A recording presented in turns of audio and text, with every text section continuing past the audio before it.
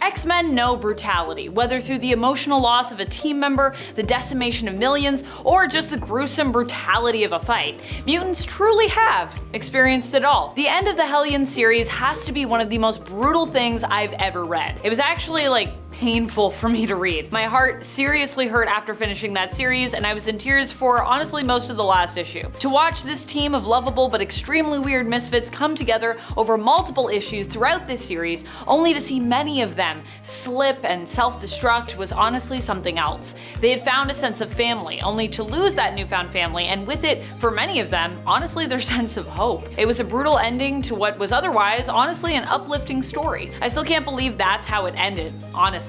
Zeb Wells out here just playing with my emotions, playing with my heart. I think the worst character for me in terms of how the story ended for them was honestly Wildchild, who basically decided to just accept that he didn't really belong anywhere and submitted to being in a medicated stupor. It really was tragic. What stories have moved you emotionally? For me, Wildchild's and the Hellions ending overall just literally brought me to tears. I actually struggled to read the pages. That's how much I was crying at the end of this series. It was really heartbreaking and really brutal. This is a traumatic one, or at least it probably was a traumatic one for Wolverine at least. Yep, we're talking about that moment. The moment when Wolverine was permanently separated from his adamantium. What are we talking about here? Divorce, babe. Divorce. Wolverine was divorced basically here from his adamantium, something that initially in the comics was suggested to be part of his mutant power. However, over time, of course, we'd come to learn that the adamantium-coated skeleton that he had, his claws, was not necessarily inherent, but was instead put in place by Weapon X. He did have claws, but they were just bone claws, and then Weapon X basically modified him and coated his whole skeleton in adamantium. When the X-Men faced off against Magneto in space, Magneto used his magnetic mutant powers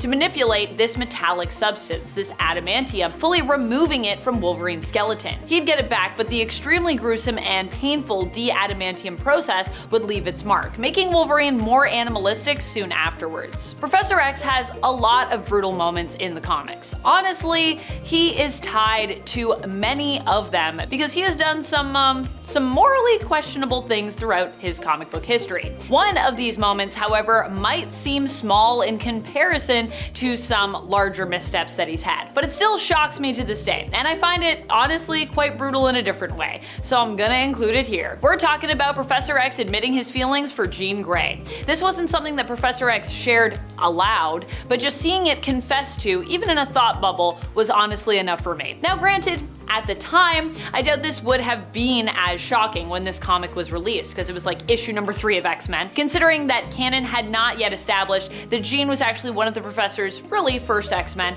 who he'd helped when she was only a little kid and he was a young adult. But given the context I had when I read this, yeah, it's a mess. One of the most brutal fights I've seen in a while is the one where Storm faces off against Tarn. Tarn the Uncaring is one of the mutants from Morocco, and he happens to be one of the most upsetting to face. Honestly, because of his mutant powers. Also, he's a mutant of Morocco, so they tend to be made of just tougher stuff in general. But really, what makes his fights in general brutal are, honestly, his powers. Tarn can basically alter folks' genetic makeup, which is exactly what he does to take Storm's powers away after challenging her to a fight, or rather, after insulting her authority as Regent of Morocco, which she interprets basically as a challenge. And honestly, rightfully so. She responds in kind by saying she will see him in the circle for the two of them to duke it out between them for who should sit as regent, or rather, maybe just who should respect who. Now, when they do, Tarn uses his powers to take away Storm's powers and disfigure her,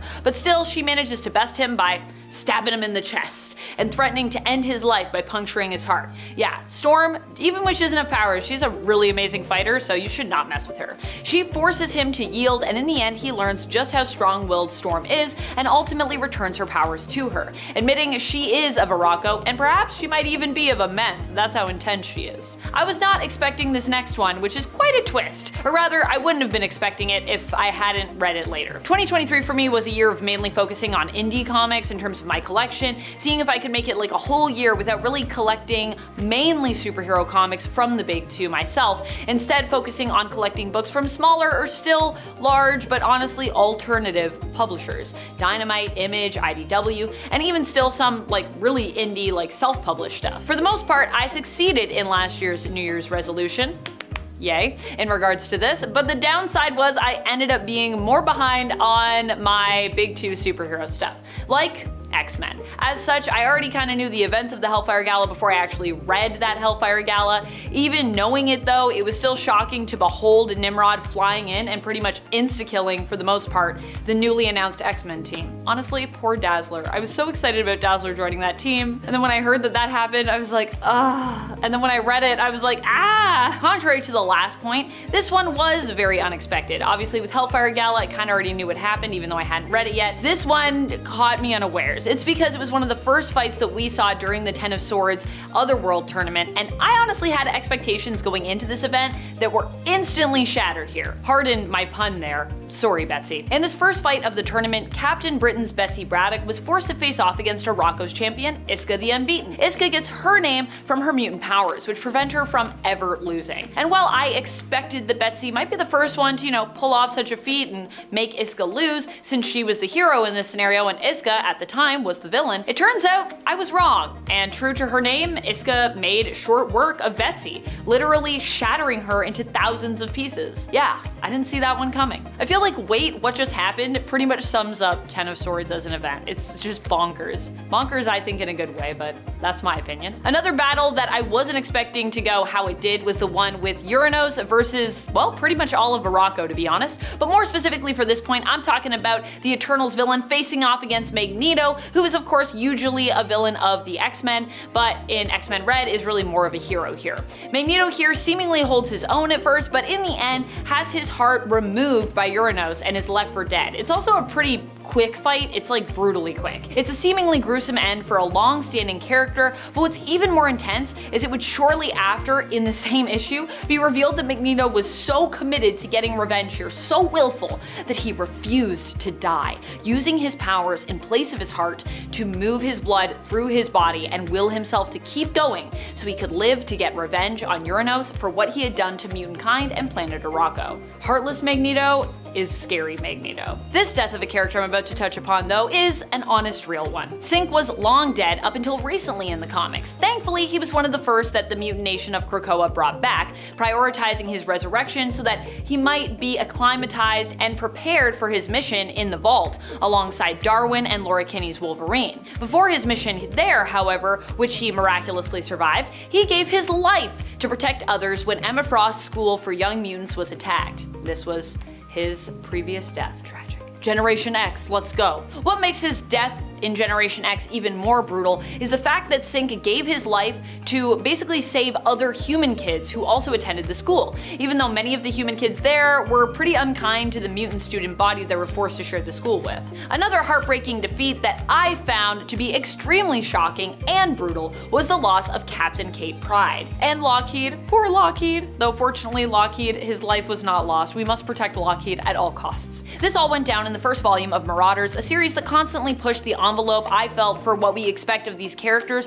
while also staying true to them. Kate was the leader of this new Marauders team, making her pretty much the main character of the series, so seeing her lost at sea at the hands of Sebastian Shaw was devastating, especially when you consider this happened only in issue 6 of this series. Yeah, just taking everything we thought we knew about what was going on and flipping the script. While a lot of the times we talk about the events of House of M and M-Day as being like the worst things mutants have ever lived through, there was a moment that was even more a brutal loss for Marvel Mutants in comparison, I'd wager. One that also cost millions of lives. Millions of lives. I think actually M-Day only cost million, and not even lives, just depowering individuals, but in this case, these people were wiped off the face of the earth. Cassandra Nova returned to get her revenge and ended up killing Donald Trask III in one of the most disturbing ways I've ever seen in a comic, while also merging with him, able to use his voice after his death to command the Master Mold and Sentinels. During the E is for Extinction story, Nova unleashed these Sentinels on Genosha, resulting in what we refer to today as the Genoshan Massacre, which cost mutant kind an estimated 16 million lives. Yeah. Doing far more damage than M-Day and making M-Day even more devastating as a result when it did happen, since the mutants' numbers were already severely reduced going into the House of M event because of course, the Genoshan Massacre. Like if the Genoshan Massacre hadn't have happened, we would have had more mutants even after M-Day because there'd just be more people in general. So even though many of them would have been depowered, we still would have had a lot left. Okay, so Magneto is born Max Eisenhart. He is Jewish, and this next point is very important. It informs almost every choice he makes in his life. He was born during the Second World War in Germany. He wasn't treated well in school, but he did develop a crush on a girl named Magda. His family relocated to Poland, but that wasn't safe for long, and Max ended up in a camp. Well, there he had to see his friends get experimented on, along with all the other horrors, so he's not doing well. There was literally only one good thing that came out of the entire situation. Max found Magda again, and the pair were able to escape together. They fell in love, got married, and then had a kid. It was looking up for our guy, which is why it all literally came crashing down shortly after. In the span of one day, he discovered his mutant power of magnetism, watched his daughter take a one-way trip to the ground while he was held down by soldiers, then eliminated said soldiers using his new powers, which scared his wife so bad she literally ran away from him, tried to lay his daughter to rest, but then was attacked again by soldiers. Magda was unknowingly pregnant with twins when she ran. For a long time, it was established that those twins were Wanda and Pietro, but that's been retconned. They are not his kids. More on that later. Max wanted to search for his wife, so he took on a new name, Eric Lensher. He found out she passed away, so he added Magnus to his middle name. He moved to Israel and started volunteering in a psychiatric hospital. This decision was going to change his life forever, because in that very same hospital was Charles Xavier. At this point, being a mutant was a very bad thing, so the pair would be getting in debates with each other about mutants on Earth, not knowing the other was just like them. It was through their debates that we get a glimpse into what the conflict between these two is going to be. Charles sees the ideal. Humans and mutants can exist together peacefully, but Eric, with his dark past, doesn't think that. He is in the boat of humanity will not let mutants rest, and they haven't let him rest ever, so I see where he's coming from. Eric realizes that he and Charles just aren't going to find a middle ground, so he leaves. The next thing our guy does is actually pretty heroic. He uses his powers to track down Yahtzee with an N war criminals. He is supposed to give the criminals to the government that sent him out, but instead he's giving them to Israel for trial. For most part, no one really cares until it's someone they care about. When Magnus tries to give over someone they actually wanted, Magnus's agency decides to end his girlfriend at the time. In front of him. He doesn't take that well, then ending the people who did that to his girl. Now Magnus really doesn't believe in human kindness anymore and takes up his most famous name, Magneto. Magneto goes away for a bit to regroup, then eventually heads to Brooklyn, New York to gather up mutants for his campaign against humans. To move undetected, we have another name change. Magneto is now going by Michael Xavier, but only on his passports and documents. To his few friends, he is still either Magnus or Eric. His famous red and purple ensemble is courtesy of Cassandra Michaels. Magneto wanted to fit in with all the other heroes and villains of the Earth. If everyone else has a fun little outfit, he should get one too. Well, on a date with Cassandra, the pair are attacked by a monster. This fight is important because it's the first time he ever wore his iconic costume, but he also briefly considered the notion of being a hero. Magneto had an affair with a married woman shortly after, Susanna, which resulted in a child, Lorna, later Polaris. Susanna hid the child's actual father from her husband Arnold. Arnold decided to confront Susanna about her infidelity on a plane with their daughter present. Lorna didn't take the fighting very well, and her powers accidentally crashed the plane. Her parents didn't make it. She created a magnetic pulse so big that Magneto was drawn to it and found her. But the life he led wasn't for a child, so he got her memories rewritten, and then we don't see her for a while. A lot later, after the plane crash, Magneto returns, but this time with a fancy helmet. It's designed to be like a telepathy shield. It also looks great. He also spent his time away building an orbital asteroid M. It was to be the home to him and his Brotherhood of Evil Mutants. He got a few mutants on the team, but most notably, he recruited his maybe not kids, Wanda and Pietro. He didn't know that these two were possibly his kids when he recruited them. Wanda and Pietro didn't want to be there, but they felt they owed Magneto because he saved their lives. At this point in his journey, Magneto is almost certifiably insane. Turns out the more he uses and abuses his powers, the more more insane he becomes. It probably took a lot to build Asteroid M. Okay, the X-Men and the Brotherhood. Magneto tries to take over humanity a few different ways. He is beaten by the X-Men each time. Frustrated, he kidnapped the X-Men Angel, and then in the fight to get Angel back, Asteroid M was destroyed. The X-Men escape with Angel in an escape pod, but after the X-Men reach the Earth, the pod goes back up. Magneto is able to use his power to pull the pod up from Earth. Powerful dude. And then it's presumed the Brotherhood make it out, land somewhere on Earth. Later, there was a brief moment where Magneto fought with an evolutionary, but no one remembers because when the evolutionary left, he erased everyone's memories. So that means Magneto is left more insane and angry than when he started, and he doesn't know why. Magneto is now trying to recruit Brotherhood members. He was captured by someone called Stranger.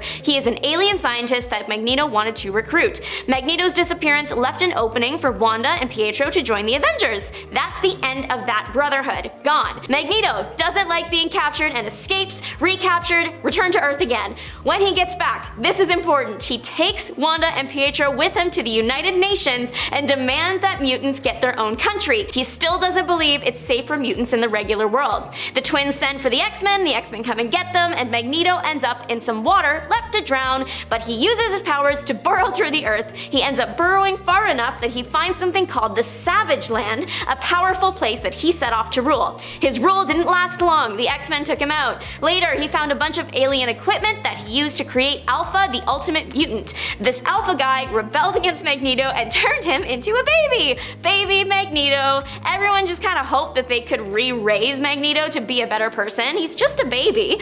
Not for long, he was turned back, but younger than before the baby curse, so now he's young again. More fights with the X-Men, then he makes a new evil Brotherhood. The new evil squad fails a mission, and Magneto abandons them. Moving on, Magneto decides that he wants to end the nuclear arms race by taking over every government in the world. He really gives it his all, but when he ends a mutant kid, he reflects on his life and how this was never his plan. His remorse calls him to abandon his world conquest. In this window of Magneto maybe thinking of abandoning evil, Professor X approaches with Moira McTaggart. She gets reborn every time she dies, and when that happens, she can reset the timeline. She sees Magneto fail over and over again, so Professor X goes to him with this info and basically says, on our own we always fail, but together we can actually make a mutant-safe world. Magneto on board. So now he's like good guy adjacent. Professor X gets kidnapped and hooked up to a machine that would use his telepathy to end all living mutants. Magneto helps save the day by distracting the professor while the X-Men destroy the machine, but then when it's all over, they once again are not seeing eye to eye and part ways. Magneto later appeared as a participant in the Secret Wars. Secret Wars was a third party basically stealing a bunch of heroes and villains to fight each other to win a prize. The entire thing was weird enough to make Magneto reflect on the similarities between mutants and mankind, a feat for him. He seduced the Wasp at one point, helped the X-Men battle Galactus, everybody died, everyone's brought back to life, the heroes prevailed, Magneto is now on the good side, then Mr. Fantastic beams everybody back to Earth, Magneto to Asteroid M. Asteroid M is now at version 2. Asteroid M is destroyed again. Right around this time, the Mutant Registration Act was passed, and now it is illegal to be an unregistered mutant. The thing that made Secret Wars was the Beyonder. When Magneto senses that he's coming back, he allies himself with the X-Men again. During this time, Magneto visits a memorial site and is attacked there by Freedom Force. He gives up to trial by the World Court. Do you know what you have to do to go to trial in front of the World Court? Trial is interrupted and Professor X is badly injured to the point where he can't run the school for gifted youngsters. Magneto is put in charge of the school and is now an X-Men. Magneto has an era in the Hellfire Club, not from Stranger Things. It started as a political socialite club thing, so it has a lot of important connections. Magneto as a member worked out really well for the X-Men. It helped give them extra protection from attackers and access to government secrets. What hero wouldn't want that? Magneto hears that parts of his Asteroid M are scattered around Earth. Quest time, he is off to find them. The Avengers can't seem to accept that Magneto is trying to turn a new leaf and keep trying to get him. The X-Men keep saving him. Magneto reveals he equipped his helmet with tech to control any mind. But again, the leaf is turned, so he won't use it for bad. What he does use it for is his second trial in the World Court. He thinks that if the World Court were to execute him, that would start a human-mutant war, so he uses his helmet to make the judge acquit him. After this, Magneto destroyed it and was back at the school.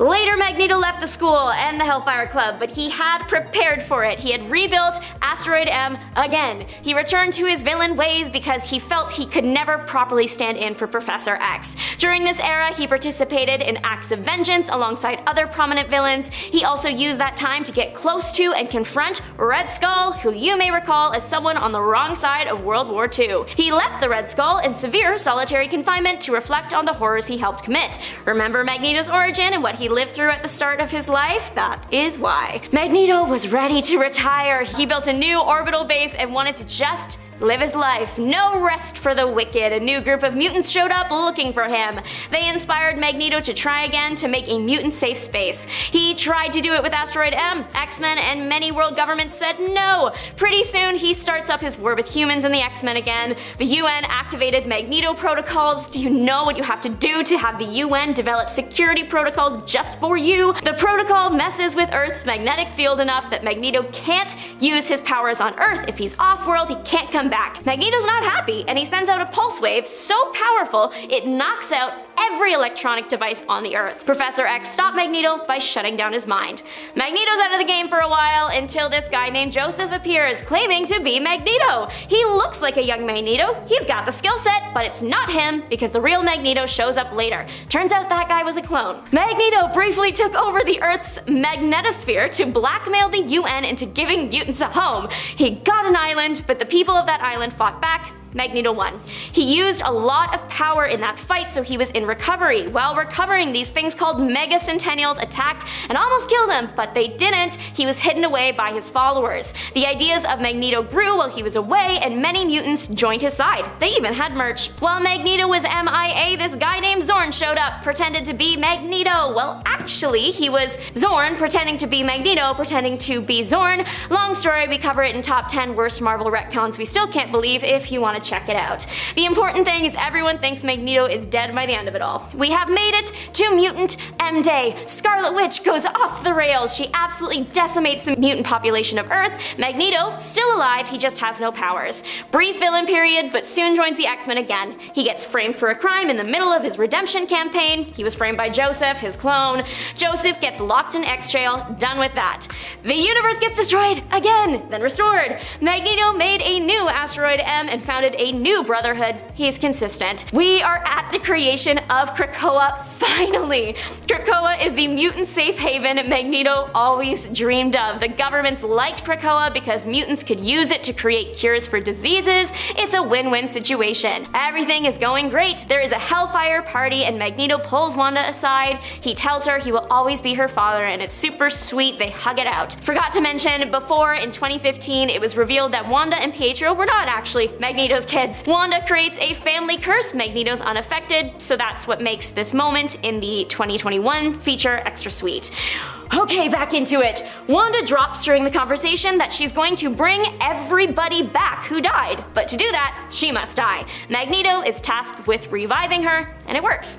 We're almost there, everybody. One day, while Professor X and Magneto were in a meeting, they get a distress call from Moira. Remember her? Only when they get to her, she's not there, disappeared. What is there is villain Nimrod and soldiers. They battle, they actually die, but they are revived. The whole thing was stressful enough to make Magneto retire to Arakko, so not really retirement. There was a big battle with the Eternal Uranus. He put up a fight, but ultimately didn't make it. Magneto I'm talking about. The perfect send-off for Magneto. One of the other, Eternals people turns into his first daughter, Anya, to wave him off as he dies, and I cried when I read this. The story of X-Force really starts with the New Mutants. The idea behind that series was to focus on the next generation of mutants that Xavier started training when he thought that his X-Men were KIA. It was around this time that the New Mutant comic sales started to kind of fall off. What the team needed was a resurgence and a reinvigoration. While the X-Men and the New Mutants mainly focused on young, fairly innocent mutants who were pretty goody two-shoes, with the introduction of Rob Liefeld as the new writer for New Mutants, he began to make the team much more hardcore and darker. as all evidence from stories of that time prove that that's what readers actually wanted. And one of the ways he decided to do that was by introducing the character of Cable. Now later we would learn that Cable, this badass mysterious mutant cyborg, was actually the child of Scott Summers and the clone of Jean Grey, Madeline Pryor. When he was born, he was immediately sent to the future by his parents because they feared that if he stayed, Apocalypse would hunt him down, because Apocalypse feared that Cable would be the mutant responsible for bringing him down for good. That doesn't really matter, but there you go. So following the introduction of Cable, who showed up in the New Mutants 87 from the future, he basically began to radicalize these young New Mutants, and over the course of the last few issues of New Mutants, the team that would become X-Force started to form. Around this time, we were also introduced to even more characters who would go on to eventually join X-Force, or at least take part in the X-Force stories. Mutants like Domino, Feral, Deadpool, who was actually an X-Force villain for a long time, Shatterstar, and Copycat. The New Mutants came to a final end with issue 100, with the mutants Warpath, Cannonball, Boom Boom, Shatterstar, Feral, and Domino coming together under Cable in 1991 when X-Force #1 finally debuted. Now this new X title hit pretty hard. It was incredibly popular, bringing X-Force to the forefront. At the same time, the team's creator, Rob Liefeld, was pretty annoyed that he didn't own the characters he created and that he wasn't being given royalties for the action figures and merchandise that were made using his designs. So, he left Marvel entirely around issue 12 of X-Force, leaving the writing of X-Force to a guy named Fabian Nicieza, who tried to carry on what Rob had started while also toning down the huge character designs and other extreme aspects that Rob was criticized for. While the X-Men and X-Factor were mostly dedicated to peaceful coexistence between mutants and humanity, and typically only stepped in to battle their enemies after those enemies had caused trouble, under Cable, this new team became essentially a Minority Report kind of Black Ops strike force, setting out to attack anti-mutant targets to prevent future casualties foreseen by Cable, since he's from the future. And they did it pretty ruthlessly too. That, mixed with the fact that Cable's super powerful clone, a guy who went by the name Strife, began impersonating Cable and started committing all these horrible crimes, including trying to take out Professor X during the Executioner's Song crossover event between X-Force, X-Men, and X-Factor, the team got labeled as extremists by the wider Marvel Universe at the time, with S.H.I.E.L.D. trying to bring them down for their perceived threat to humanity, and the X-Men trying to bring the team down in order to protect and redeem their fellow mutants. Now during the climax of Executioner's Song, Cable and the X-Men defeated Strife, but both Cable and his clone were sucked into a portal, leading the heroes to believe both were now deceased. As a result, Cannonball took over as the leader of X-Force, but they were now left on the run and fighting other heroes who deemed them too extreme, which is when they fought War Machine.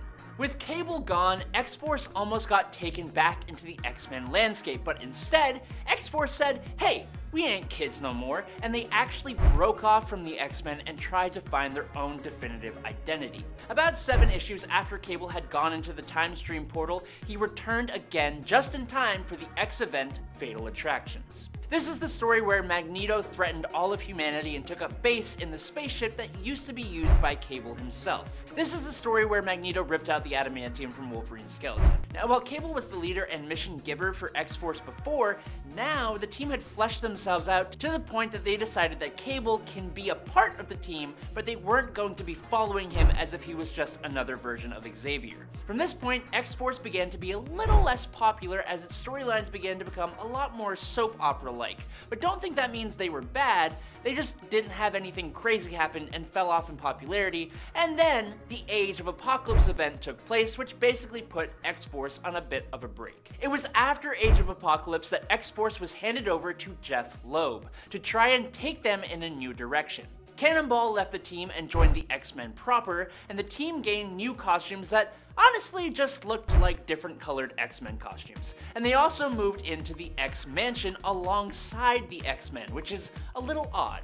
We also got more about the origin of Shatterstar and a lot more primarily character-driven stories. Eventually, the book was taken over by John Francis Moore, and the team even eventually stepped away from the X-Men and Cable and went road tripping, winding up in San Francisco.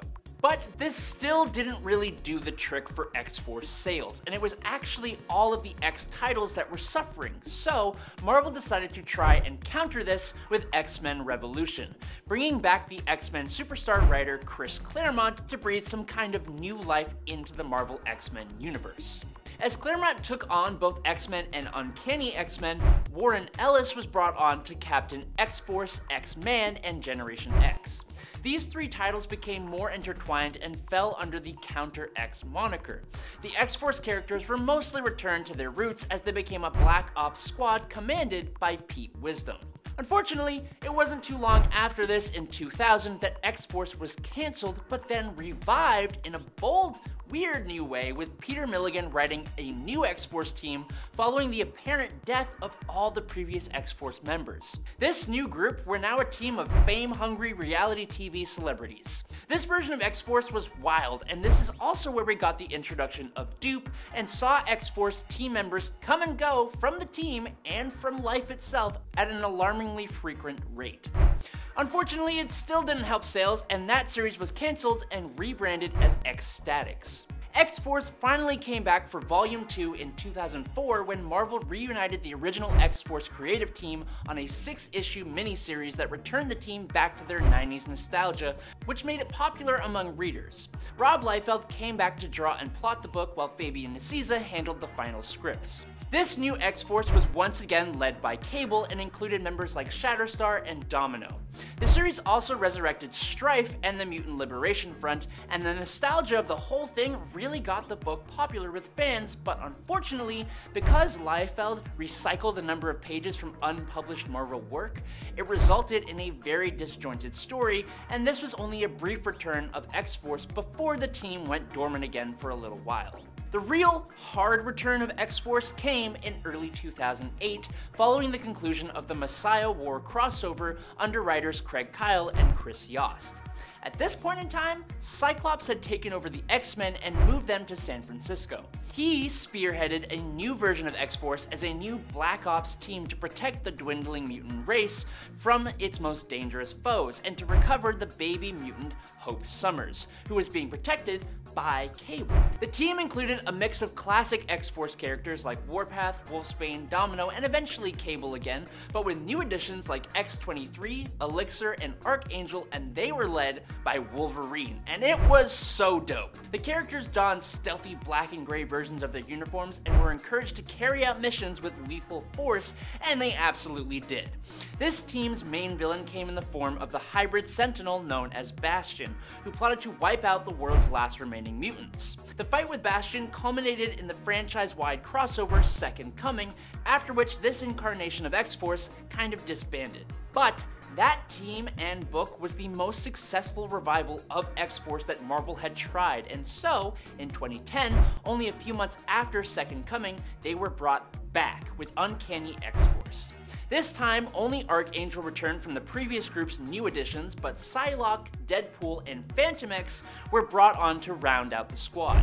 And again, it was dope. Early conflict centered around the team's efforts to halt the return of Apocalypse, and then following Schism, they were mainly safeguarding the students of the Jean Grey School against the new Brotherhood of Evil Mutants. This was a huge success, and Uncanny X-Force got a second volume in 2013, now being led by Psylocke and Storm, and getting curious new members like Puck, Spiral, and Cluster facing off against former X-Man Bishop. Following this, in 2014, we got yet another X-Force book under the Marvel Now imprint, following a team composed of Cable, Phantom X, Psylocke, Marrow, and eventually Dr. Nemesis. They came together following the Alexandria incident, an event during which more than 3,000 people passed away at a defense symposium. The public believed that a mutant was responsible, and Cable decided to take his team to get to the bottom of it before things really hit the fan. Because all of that still wasn't enough though, we also got Cable and the X-Force. This followed the fallout of Avengers X-Sanction and Avengers vs. X-Men.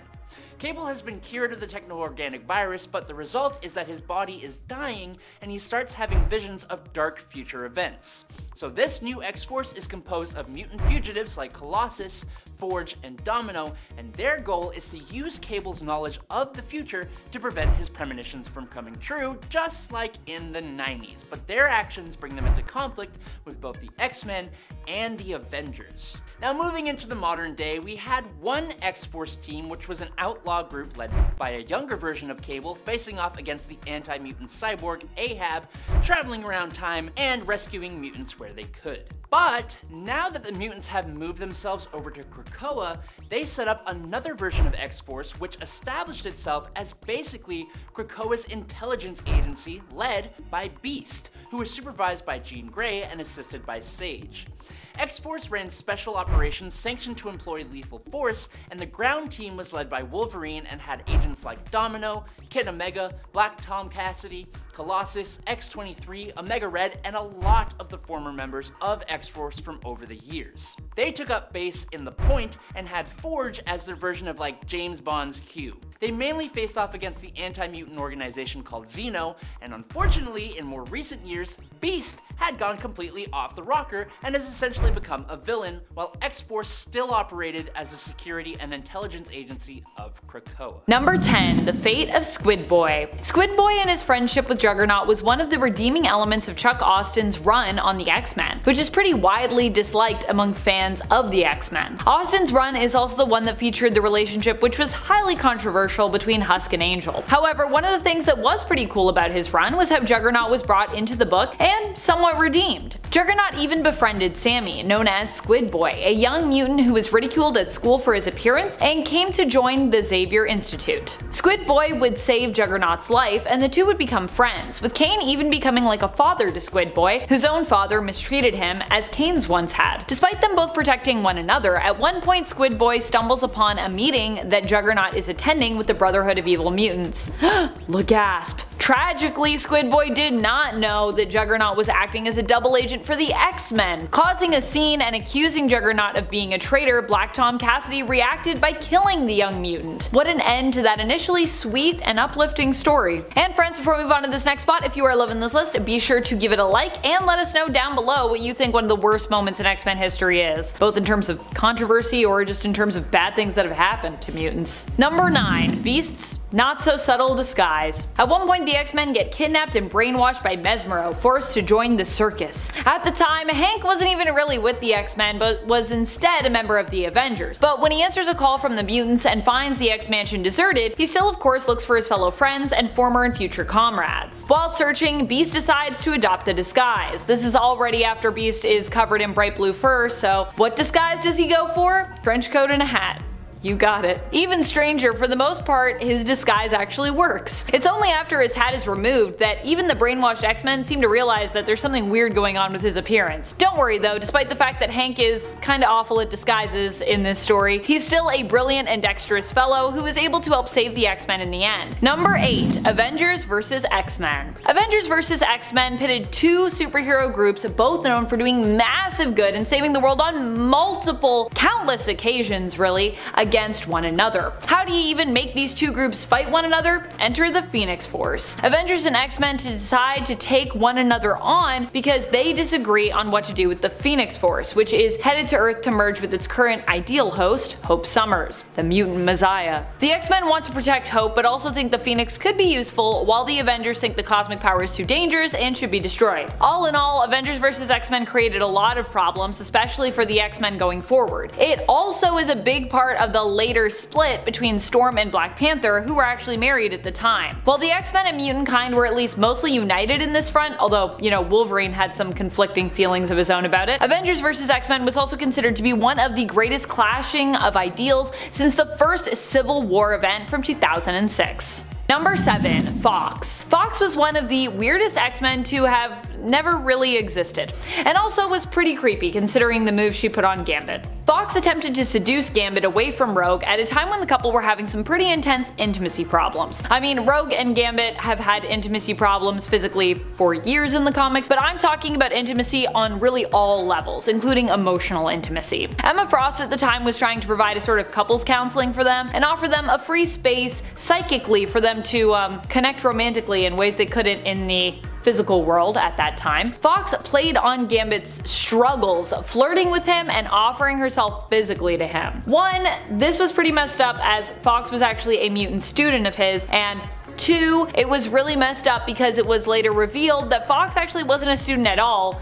didn't really exist, but was actually Rogue's adoptive mother Mystique in disguise, who didn't believe that Gambit was good enough for her daughter and later claimed to have been testing Gambit. Number 6. Cyclops kills Professor X. Now granted, this also happened as a result of the Avengers vs. X-Men story arc. Cyclops ended up killing Professor X because he was possessed by the Phoenix Force and ultimately had so much power with him that it basically corrupted him. But this was also not a great time for Professor X in comic book history, so even if you disagree with Cyclops' actions here, and I think most people do, I think you can at least understand why this happened. This was following a time where many dark truths about Xavier and his lies to the X-Men were unearthed. Among them was the sentience of the Danger Room, itself an AI cyborg mutant, as well as the revelation in Deadly Genesis that Xavier had sent Moira McTaggart's mutant team into Krakoa only for them to perish. Quote unquote perish. A truth which Vulcan forced the professor to confess. Professor X was on a path of redemption at the time of his death at the hands, or rather optic blasts, of Cyclops,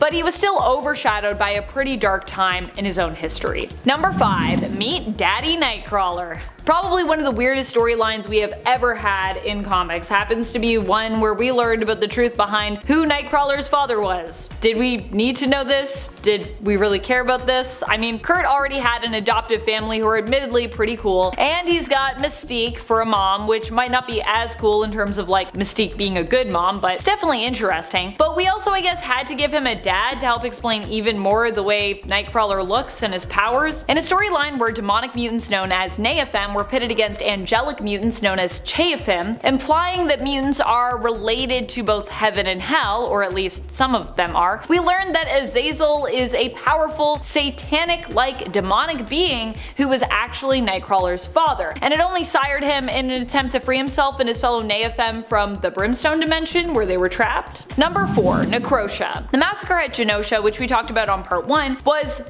really bad. But even worse, it also paved the way for another tragic event when Necrotia happened. Tragic, scary, Necrotia is a lot of things. Necrotia was when Selene of the Externals, not to be confused with Marvel's Eternals, who are a totally different thing, decided to make her home base the devastated Genosha. Selene ended up taking control of all the dead left on Genosha, resurrecting them, and utilizing them as an undead army to attack the new mutant island of Utopia. Yeah, it was pretty bad. Not only does Selene seek to get revenge on the X-Men either, and also conquer Utopia, but her plan here is to basically become a bona fide goddess who would be pretty dangerous and scary indeed. Number 3. Inferno from 2021. During the most recent Inferno event, a lot of truths were unearthed about the true allegiances of those who came together to create Krakoa, and just exactly who was behind the whole mutant island paradise. Now, we already knew that story, but not all mutants, in fact not many mutants, did. The truth was that the idea of what Krakoa is was founded by Magneto and Professor X, as well as their ally and friend Moira McTaggart, who we recently found out during the House of X series was actually a mutant. Moira claimed she wanted to help her fellow mutants, but in reality she planned to actually end mutant kind, which is what's revealed in Inferno. But instead of destroying them, she wanted to disguise her destruction in the guise of a mutant paradise, kind of giving them like one last hurrah as they would eventually die out, as per her plan. During Inferno, Moira's betrayal was brought to light, and she was exiled from Krakoa. Number 2. Mutant Massacre. Now sometimes referred to as the Morlock Massacre, but back in the day it was simply known as the Mutant Massacre. This was before massive mutant attacks like Genosha ever happened, which is also what made this so much more shocking and horrible at the time. Although it happened on a smaller scale, the Mutant Massacre happened when Mr. Sinister in essence ordered the Morlocks be eradicated. He sent his team of marauders to handle them and attack, killing many who lived down in the sewers. It was, as it is called, a mutant massacre. For those unfamiliar, the Morlocks are less pretty mutants basically, ones who have dramatic physical mutations which often make it impossible for them to walk among humans on the surface world, at least without going unnoticed. So they tend to stick to their own kind and the sewers. Think the sewer mutants from Futurama, it's kind of what they're like. Morlocks, as such, sometimes are considered more antagonistic mutants who resent the mutants sometimes who are able to walk freely among men. Now, not All Morlocks are like that, and in reality, for the most part, they're actually peaceful and innocent folks who have been even more ostracized and rejected from the world than most other mutants. So they definitely didn't deserve to be massacred. It was really awful. Number 1. M-Day. M-Day has to have been one of the worst moments in mutant history. Although I actually gave Genosha the top spot on my part 1 of this list, that's because, I pretty much always talk about M-Day. We don't usually talk about Genosha, and I wanted to save that for a potential part 2, which I figured was coming, and here it is. Decimation is by far one of the worst things to have ever happened to mutant kind. Genosha simply doesn't get enough acknowledgement because it ended up being overshadowed by the devastation of M-Day, which happened only a few years later, with M-Day happening in 2005 and the massacre at Genosha happening in 2001. M-Day happened as a result of Scarlet Witch striking out at mutant kind after the events of House of M, where she attempted to create a reality where many heroes were happy, but after learning of its falseness, was once again rejected by all those she had basically tried to help. Namely though, Wanda was striking out at her then to be believed father, Magneto, who she claimed loved mutant kind more than he did his own family. Wanda said the words "no more mutants," and with that small utterance depowered or destroyed millions of mutants the world over. Number 10. Hulk smash? X-Men? This happened during World War Hulk. Hulk had been sent to Sakaar and believed that the Illuminati were not only responsible for sending him off-world, but also for destroying the planet that he had made his new home and his future family there as well. Coming back to Earth and pissed, he began to hunt down all members of the Illuminati, including those who weren't even at the meeting. Enter Charles Xavier. While Charles was not one of the members to condemn the Hulk as he was not in attendance, Hulk still wanted to know what Charles would have voted had he been there. Charles told him the truth, that he also would have voted to send Hulk off-world. Hulk wanted to hold Charles accountable for what he saw as his potential crimes, since, Charles didn't actually vote, but before he could take him away, the X-Men stepped in to defend the professor. Hulk then began to beat down any and all mutants or allies who would stand in his way. It was a slaughter. All this despite the fact that Charles wasn't even there, and these mutants really didn't have a say in the matter of Hulk being sent off-world to begin with. In the end, Hulk was shamed into stopping his attack and leaving Xavier be by the mutant Mercury. Thank goodness. Number 9. Schism. Schism isn't necessarily a bad idea on paper, but it was one of the darkest moments in X-Men history, so in a way it was the worst for the mutants themselves, in terms of in-canon, as opposed to, us readers. What went down here? Well, Cyclops and Wolverine fought and created a huge split down the middle between mutant kind, especially mutant students, as each had their own beliefs when it came to as how best to shape these young minds. What might seem odd about Schism is that it was about a divide between Psyche and Wolvie, who are not really known for being super friendly anyways, due to their infighting about, who should get a date Jean Grey. However, it should also be noted that Cyclops and Wolverine, despite both loving Jean, are actually considered to be pretty close and are good friends. That is until they get into a disagreement about how best to teach young mutants. Like I said, they've gotten into a lot of disagreements before that, but this one was pretty big. Wolverine thinks that they should be treated as kids, and Cyclops thinks they should be trained as soldiers. What makes it worse is just as a Sentinel attacks the mutant island of Utopia, Cyclops and Wolverine decided to fight one another over the differentiating standpoints as opposed to dealing with the Sentinels, which is, I know you guys are having a fight, but like a Sentinel's attacking? I feel like we should deal with that first. Number 8. Cyclops recruits X-23 for X-Force. X-Force is a team that is sometimes referred to as the X-Men Black Ops team. They go in and do the jobs that others are not willing to do. The more shady and morally questionable heroic stuff. X-Force originally started as Cable's team that went around dealing with situations and taking out people that basically Cable thought needed to be handled. But from there would evolve into a secret X-Men team that handled assassinations and less desirable jobs. At one point, it's Cyclops who puts the team together during the mutants' time on Utopia. He appoints Wolverine the leader, but also puts X-23 on the team against Logan's wishes.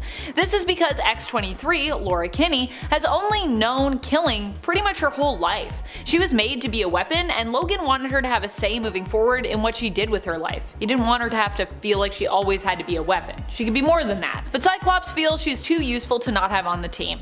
Needless to say, it was not a good look for Psyche, like, and Logan was pretty pissed. Number 7. The first live-action Juggernaut. While the version of Juggernaut from the Deadpool franchise appears relentless in a really great way, the first attempt at the character on screen was not so great. Even the actor that played Juggernaut in the Fox X-Men franchise, Vinnie Jones, appearing in X-Men The Last Stand, supposedly claimed he was even disappointed with the portrayal as well. The problem with this version of Juggy was that he wasn't really intimidating enough. Also, that outfit. I don't think it works great on camera.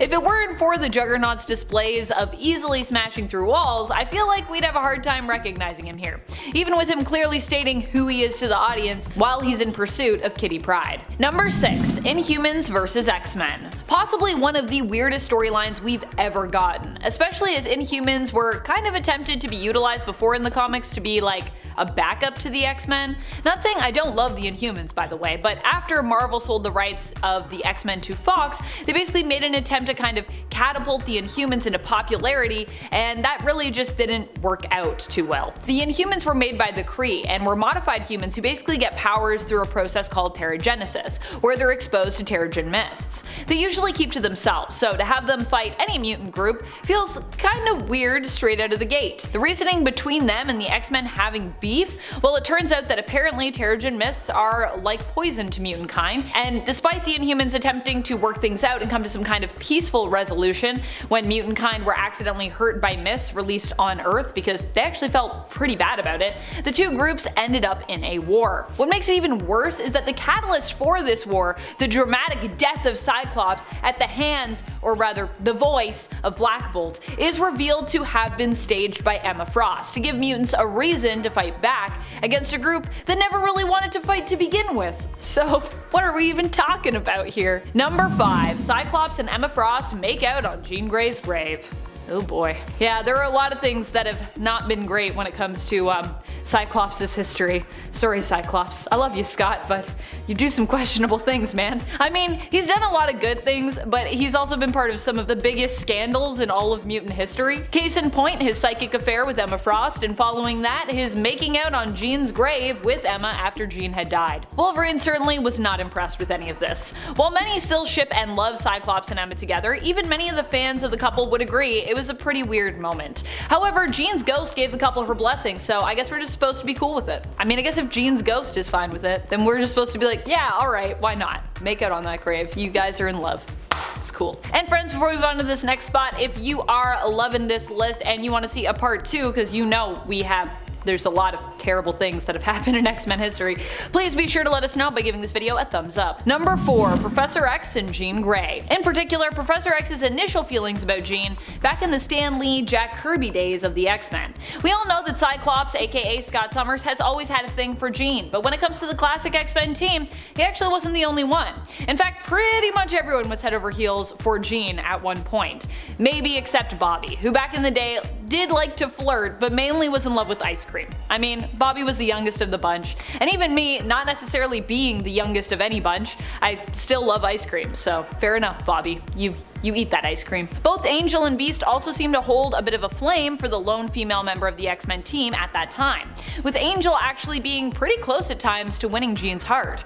But that's not where it ended. Even Charles Xavier, Jean's mentor and teacher, was apparently in love with her? Why is this so bad? While at the time the X-Men came across as more young adults at times than teenagers, in retrospect it would be established that Charles, as a grown man, had come to Jean's aid when her powers first manifested and shielded her from them with mental blocks to protect her from basically the sheer power that would otherwise probably have destroyed her. So she was maybe 8 or 10, I think, when this happened, and he was an adult? Okay. Add in the fact that even back in the 60s run, Charles was her professor and Jean was his student, and the fact that Professor X chiefly blamed his lack of ability to walk as a reason why he couldn't, nay shouldn't, be with Jean, and it's all kinda weird and pretty gross. Look, Charles, you don't have to walk for people to love you, but also don't have crushes on your students, it's weird. Number 3. Archangel and Husk. One of the strangest relationships to have ever existed in the X-books. One of. Or at the very least, one of the most controversial was the one between Archangel and Husk. Why was it considered so weird? Well, Angel was one of the first ever X-Men on the original team back in the 60s. Now, time works weird in comics, I'll grant you that, but Husk was known to be the younger sister of Cannonball, who himself was a much later addition to the X-Men, first appearing almost 20 years after Angel on the New Mutants team in 1982. And Husk, Paige Guthrie, his younger sister, appeared 2 years later in 1984. She was believed to be in her late teens or maybe her early 20s, while Angel, although somewhat ageless, would likely be in his 30s at least, if not older, because yeah, he was around in the 60s, so we gotta do some fixing to make that make sense. And it was implied that he was quite a bit older throughout their relationship as well, just in the comics, in the context of the relationship and what they would say to each other. Add in the fact that these two got busy in the sky above the Guthrie family home, and yeah, you can see why this feels really problematic and weird. Number 2, X-Men Gold controversy. Oh boy, the X-Men Gold controversy. X-Men Gold was actually a series that many X-Men fans were really excited for at the time. It promised a fresh, new take on X-Men the fans were craving, but when it came out, the first issue's release was swept up in a whirlwind of controversy in regards to its first printing.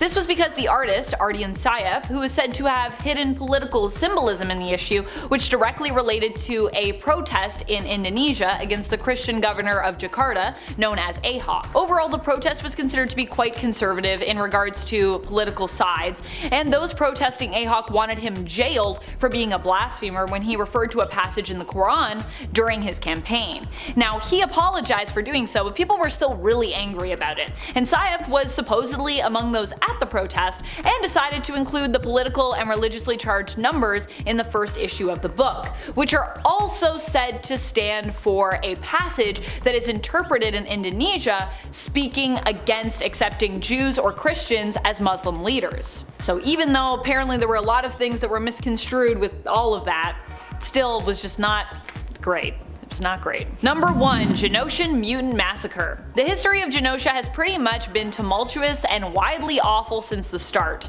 The island nation prospered for most of its history thanks to mutants who were born there and once identified had their free will stripped of them, all their rights taken away, and were basically used as free laborers for the benefit of the nation, no longer being considered citizens but the property of the Genoshan government once they were identified as mutants. Pretty terrible stuff. Eventually, the mutants on the island would rise up with some help, but even after that, it would not be easy to set things right. There was a lot of fighting that happened on Genosha even after the mutants were kind of trying to get their rights back. At one point, Magneto got ownership of the island nation and attempted to turn it into a nation for mutant kind, a place mutants could call their own, reclaiming it and turning it into a little slice of paradise for them. An attempt at what we have kind of with Krakoa today. Hopefully it ends better for Krakoa though. For Genosha, millions of mutants were murdered on the island after it was attacked by Cassandra Nova's Wild Sentinels. It was a brutal and dark moment in mutant history, with the island being put on quarantine so that even those who did survive and tried to get away were ordered to be shot on sight.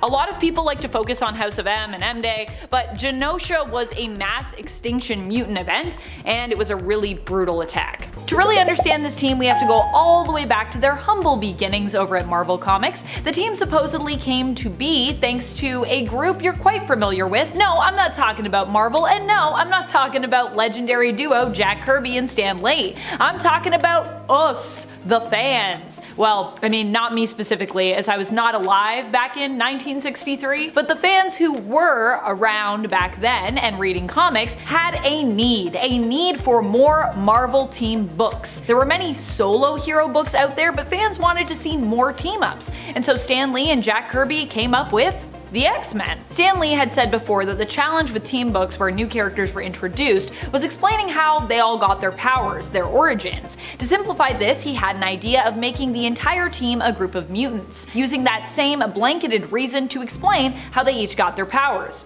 Pretty easy, you can just say, hey, they're mutants. The brilliance of this is that while on paper this sounds like an easy, even lazier approach to some, it actually worked. A huge part of the reason why the X-Men were so successful and why we love them even today is because of their mutant status. Initially, Stan wanted to give them a simple name, denoting this status, the Mutants. But publisher Martin Goodman turned down the name idea, citing the fact that No one knew what a mutant was. Some even believed that the name, the Mutants, could still be used as a good alternative name for the group when they debut in the MCU, but we'll have to wait to find out about that. Instead, Lee decided to take inspiration for the team's name from their leader and mentor Professor X, calling them simply the X-Men. In those early comics created by Kirby and Lee, Professor Charles Xavier, or Professor X, as he'd come to be more commonly known, created a school for young mutants, guided by a dream of peaceful coexistence with humankind. You see, the public was not a fan of mutants, and there were many evil mutants out there that gave mutant kind a bad rap. To combat this, Professor X decided to create a school for gifted youngsters in Westchester County, New York, bringing together a team of young mutants using his telepathic abilities and Cerebro, which we later learned was actually created by X and his future student Jean Grey. The initial team and group of students that started it all were Cyclops,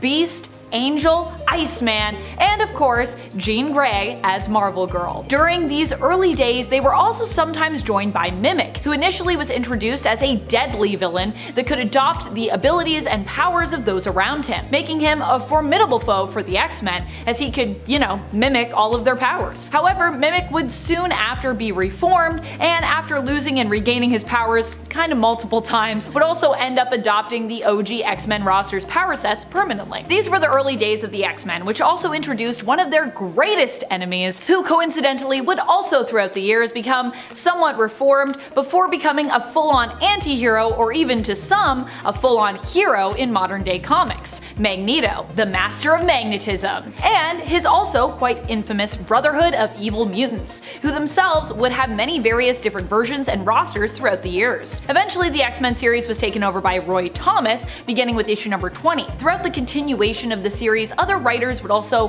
help out, and we'd see characters like Havoc, Cyclops' heroically reluctant brother, who was also a mutant, and Polaris, who we'd later learn was the daughter of Magneto, having powers similar to him, introduced. This series would be ongoing until issue number 66, where it would come to a firm stop as sales dwindled somewhat. Up until issue 93 of the series, the X-Men title would only exist to sell reprints of older stories. So there's a period there where nothing new is really happening, it's just a lot of reprints. However, with Giant Size X-Men issue number 1, we'd see X-Men return in a big way, finally getting a new tale and ultimately a revival. Len Wein and Dave Cockrum were the creatives behind this first Giant Size, which would become a Marvel and X-Men staple. In fact, recently in 2020, we saw a new Giant Size X-Men series emerge in this similar vein, each issue of that series focusing on a story tied to a different X-Men. In the first ever Giant Size X-Men issue number 1, though, a whole new team of X-Men were introduced,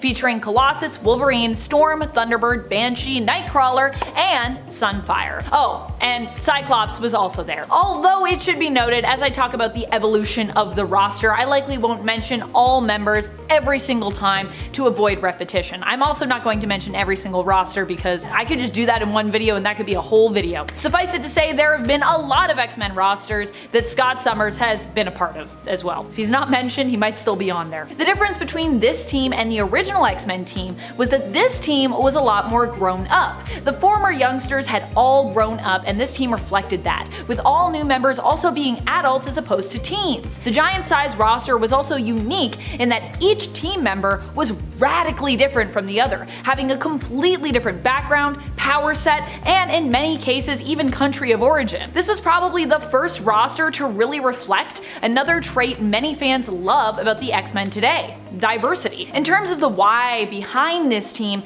they were brought together to rescue the original X-Men from the deadly sentient mutant island known as Krakoa, currently actually an ally to the X-Men in modern day comics, but once a villain in their history. Technically wedged in between this rescue attempt and when the X-Men ended up in peril was another team initially led by Moira McTaggart, but outside of the canon in real-world comic history, this team wouldn't be retconned into existence until the early 2000s. It would serve to help introduce the youngest Summers brother, the quote-unquote mystery Summers bro, Vulcan. But back to the giant-sized team. They were successful in their rescue mission, and afterwards were left to ask the question, now that all the X-Men were safe and sound, new and old, what are we going to do with 13 X-Men? Well, they wouldn't have to worry about this too much, as they weren't lucky number 13 for too long. Shortly afterwards, Sunfire left the team in a huff, Thunderbird died on a mission unfortunately, Iceman and Angel ultimately moved out of the X-Mansion, and Havoc and Polaris decided to go back to school. Jean Grey as well also left for a period, kind of returning to school, but her romantic connection to Scott Summers kept her mostly active on the team's roster. Jean would also eventually become the Phoenix, sending us down a path towards one of the most iconic X-Men stories, I would say, of all time, the Phoenix Saga.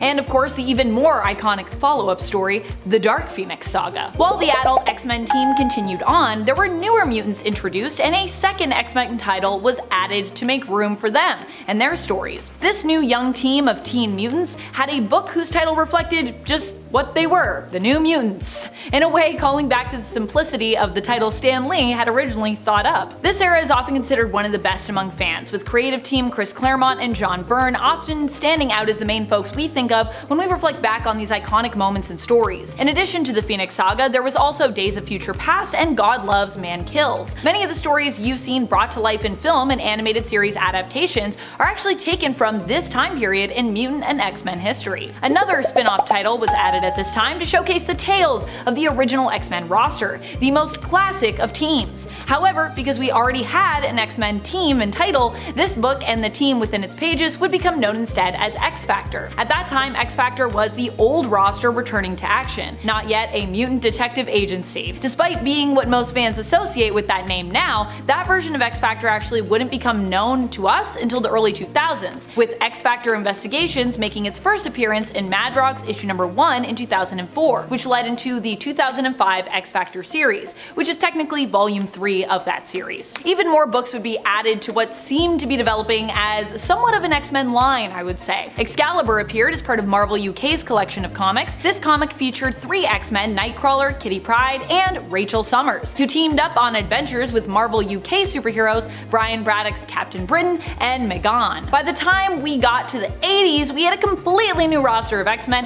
who were featured in the Uncanny X-Men title, which actually is considered to be a renamed portion of the X-Men Legacy series. This new roster featured Storm, Wolverine, Colossus, Rogue, Psylocke, Dazzler, Longshot, and Havoc, among others. Angel, Nightcrawler, Polaris, Banshee, and Kitty Pryde's Sprite were also present, as was Professor X. This era featured one of my favorite X-Men story epics, Inferno. While the 80s were a pretty magical time for X-Men stories, the party came crashing to a halt somewhat in issue number 251 of Uncanny X-Men, when the team split up! Of course, no cliffhanger here for us living in the retrospective future, as we know the X-Men would and did return. In issue number 254, a new team revealed themselves, coming together on Muir Island, nearby to Scotland. This roster was made up of both mutants and humans, featuring Banshee, Polaris, Forge, Dr. Moira McTaggart, Professor X's son, Legion, Nightcrawler's magical foster sister and also romantic love interest, Amanda Sefton, Brigadier Sandy Stewart, who belonged to the Weird Happenings organization, aka Who, Tom Corsi, Sharon Friedlander, and very briefly, Sunder. This mutant team is often referred to as the Muir Island X-Men. We were also introduced to supporting characters like the Muir Island Morlocks, including Callisto and Healer, and the Freedom Force, which initially featured Destiny, Mystique, and Valerie Cooper, but would kind of become like an alternate Brotherhood roster, to be honest. The core X-Men team, however, would stay pretty much broken up until issue number 270, when all mutants were brought together once more in Extinction Agenda to fight against the cyborg Cameron Hodge. Possibly one of the most famed X-Men creative teams of all time, started to sort out the current state of the X-Men and their fractured rosters as we moved into the 90s. Jim Lee and Chris Claremont. In issue number 273, we got a story called appropriately, Too Many Mutants. Truer words were never spoken, which aimed to rectify all the confusion by finally giving us a new X-Men roster featuring Storm, Wolverine, Psylocke, Jubilee, Gambit, Forge, and Banshee. By 1991, we saw the many mutants coming together once more to take on the evil psionic mastermind known as the Shadow King during the Muir Island Saga. After that battle, however, we were once more left with the remnants of 3 teams all kind of jumbled together. The Muir Island X-Men, the X-Men, and X-Factor. Once again, at the end of X-Factor issue number 70, we were left with the question, this time asked by Professor X, what am I going to do with 14 X-Men? No one looks pleased either about this issue on the page where this question is asked, perhaps because they are all upset that Professor X has maybe forgotten them, as he seems to have miscounted, but I assume this is just supposed to be a play on the 13 and we're just one-upping it, because there's definitely people that are not included in that count, including some who are not pictured here, and you know, Professor X himself. There were likely even more than 14 X-Men now gathered. The solution to this question finally came in the form of creating multiple actual X-Men teams. Not spin-offs, but instead 2 main rosters. This is where the much loved original X-Men Gold and Blue rosters come in, and this love is in fact proven by sales, with Jim Lee and Chris Claremont's X-Men issue number 1 being known as the best-selling comic of all time. At the time of this recording, there have been a reported over 8 million copies sold, which is pretty wild. The blue team featured Cyclops as leader, with Gambit, Rogue, Beast, Psylocke, Wolverine, and Jubilee rounding out the team's ranks, and briefly featuring Revanche as well. The blue team featured more of the edgy and newer X-Men characters, and was written and drawn by Chris Claremont and Jim Lee. Featured in the pages of the second volume of X-Men from 1991, starting of course with issue number 1, although they wouldn't actually be the blue team until like a few issues later, in terms of like them just being the mainstay. Think about issue 4. The gold team, on the other hand, featured Storm as leader, with members including Colossus, Angels, Archangel, Bishop, Jean, Forge, and Iceman. This team was depicted as the more seasoned and experienced one, showcasing more of the classic X-Men of the 60s and 70s. This team's stories were told in the pages of Uncanny X-Men, kicking off with issue number 281 of the series. I personally love this cover. The creative team involved included John Byrne, Jim Lee, and Wilchi Portacio. The costumes showcased with both teams, designed by Jim Lee, became pretty iconic and served to inspire their looks in the 90s X-Men animated series. To this day, they're still my favorite X-Men suits. The 90s was also the time that we were introduced to the mutant Black Ops team X-Force, who initially started out as kinda like time-traveling assassins made up of the former New Mutants team, who are now being led by big, gun-toting, time-traveling son of Madeline Pryor, Scott Summers, and sort of Jean Grey from the future, Cable. X-Factor would also continue as a government-funded team led by Havoc and Polaris, and despite the fact that the 2 mainstay teams were introduced to help simplify the murkiness created by having simply too many characters, the 90s is actually where it gets somehow even more confusing. Despite each team being somewhat tied to a specific X-Men title, these titles both had X-Men in the name, and often stories unfolded and were woven through multiple series, meaning you needed to collect multiple titles to get the whole story. While this can be fun at the time of collecting, it can also be exhausting, and expensive, and confusing to figure out when you're returning back to older stories. Both teams actually lived in the X-Mansion, but simply went on separate missions. Starting in 1993 with Uncanny X-Men issue 298 and X-Men issue number 17, the teams also started to swap members for certain missions, making everything even more confusing for readers to try to discern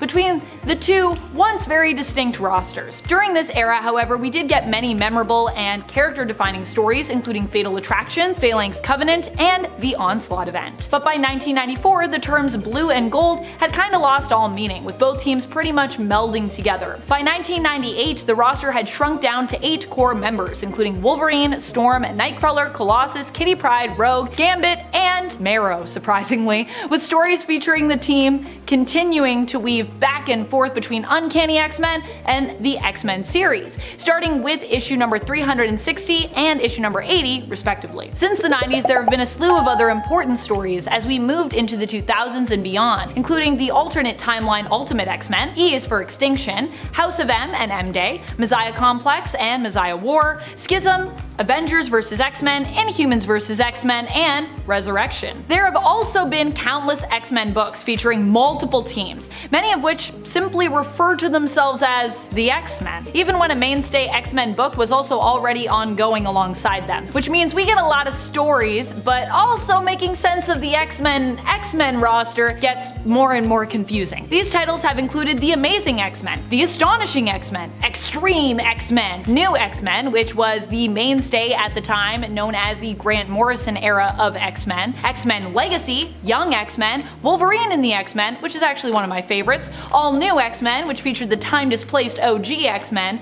X-Men Gold, Spider-Man in the X-Men, Extraordinary X-Men, the 2017 relaunch of Blue and Gold teams with X-Men Blue and X-Men Gold. And then of course there were all the books that were simply known as Uncanny X-Men and X-Men, including one volume of the series simply titled X-Men from 2015 that features an all-female roster of mutants led by Storm that I feel like no one really ever talks about for some reason. I still can't believe how seemingly quiet the hype surrounding that series was. And I know that not a lot of people were super here for it, but also, what a cool team! I suppose it all pretty much goes to show you that by the 2010s, people were pretty much overwhelmed with X-Men content, with the mutant hype receding for some time. To give you some more perspective here, despite the initial X-Men series being consistently returned to, sometimes renamed, but often maintaining or returning to actual legacy numbering, we are still also on the 6th volume of the X-Men title with the 2021 series. Pretty crazy to think, considering how long some of those other series went on for. The modern age, however, has seen a great boost to X-Men popularity, and I have to say I feel lucky to be one of the folks reading along through this entire era. In 2019, Jonathan Hickman and Pepe Larraz became the main creative team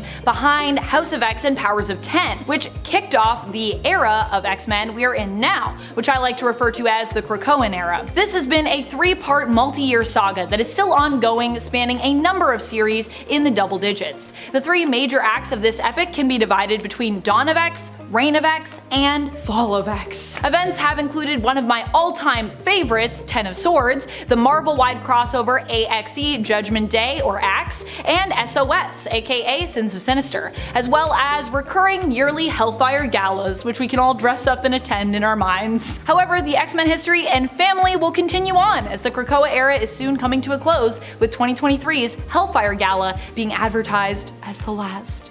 My heart.